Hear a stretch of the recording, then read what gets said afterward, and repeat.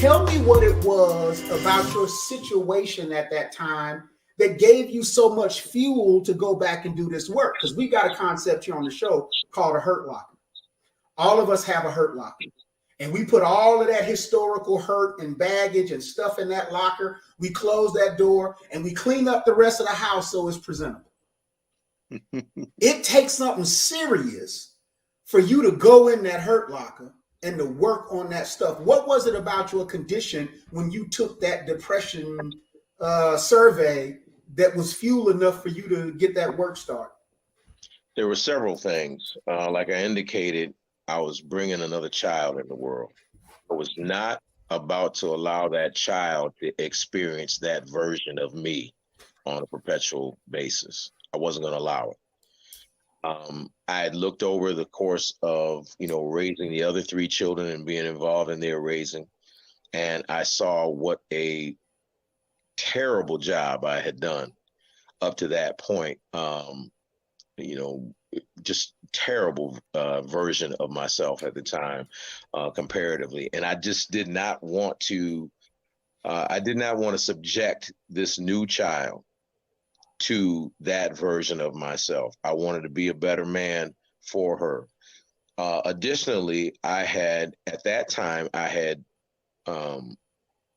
come back to Rochester, and I was in the course of rebuilding my life. So I was already in processes of rebuilding my life. I had left Atlanta. My job had fallen through, and I came back to Rochester to kind of regroup and get myself together. And I was in close proximity to my father. We own houses side by side here in Rochester. Wow. And so, okay.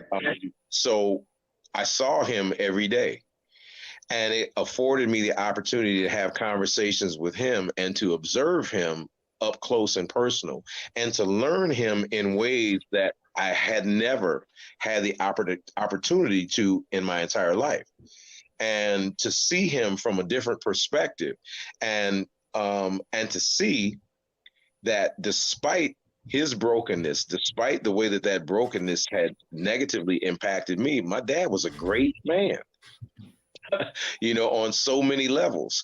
And, my dad was a social worker.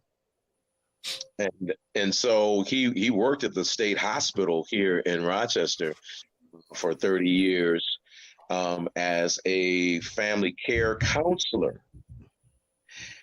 And so he and I had some deep conversations during this same time period. So to answer your question, it was a time of reflection. It was a time of rebuilding already.